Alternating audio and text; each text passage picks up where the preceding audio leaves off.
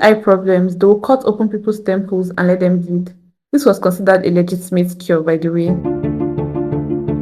Let me ask you a question. What do you think causes disease? Bacteria, viruses, maybe even bad food?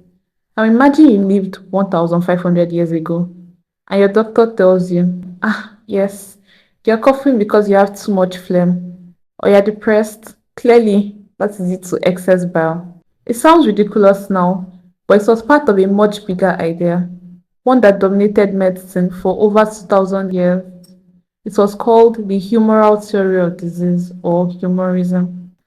The humoral theory of disease was built on the idea that the body is made up of four fluids called humors: blood, phlegm, yellow bile, and black bile.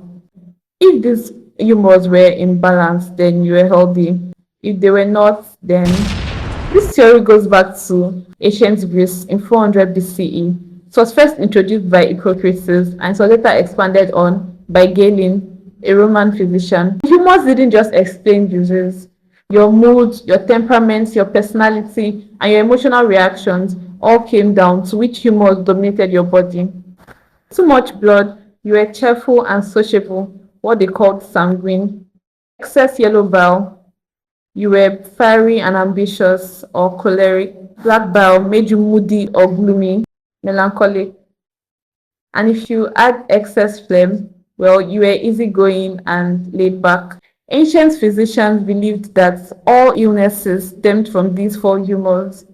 If you had a fever, a rash, a cough, or even for something as vague as restlessness, your humors had become unbalanced.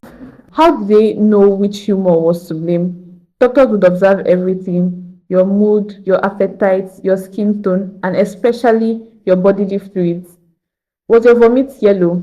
Then you had an excess of yellow bile. Is your skin flushed and you have a fever? Then clearly you have too much blood.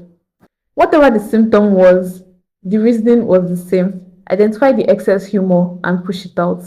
The goal of treatment was to restore equilibrium, and let's just say it wasn't gentle. If a patient had too much blood, meaning they were hot, flushed, or feverish, then the obvious solution was to drain the excess blood. To do this, doctors would open a vein, typically in the arm or in the neck, and drain a small amount of blood just to bring things back into balance. But sometimes, though, they would not stop until the patient fainted. There were specialized tools for this, like the phlegm, which had three blades: the small for children, medium for adults, and large for livestock. Another tool was a scarificator with multiple, like 10 blades. It was used in conjunction with cupping to draw out blood. So the scarificator will be used to make incisions, and then a heated cup will be placed above the incision and will be used to draw out the blood. One of the most famous cases of a bloodletting gone wrong happened in 1799, and the patient was America's first president, George Washington. One cold December evening, he fell ill with a throat infection. His doctors, who were trained in humoral theory, believed that he had an excess of blood and needed to be balanced. Over the course of a day, they drained 40% of his blood.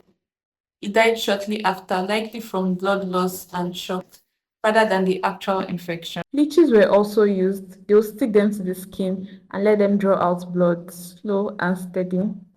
Bloodletting was also used to treat headaches and eye problems. According to Galen, making an incision behind the ears could treat headaches and vertigo, and making an incision in the temporal arteries in the temple could treat eye problems. But blood wasn't the only humor that could be out of sync. If someone was constantly angry, irritable, or had a bitter taste in their mouth, then doctors believed yellow bile was to blame. And to treat this, they'll prescribe emetics in the form of potions and herbs to purge out the yellow bile from the person's system. If someone was depressed, constipated, or passing out black sticky stools, immense black bile was building in the body. To these people, doctors would prescribe laxatives and enemas to cleanse their bowel of the black bile. The next time you take paracetamol, be grateful that no one is slicing you open. And trust me, this isn't the only weird thing doctors used to do. Subscribe to my channel, and I'll be back next week with more weird and full history.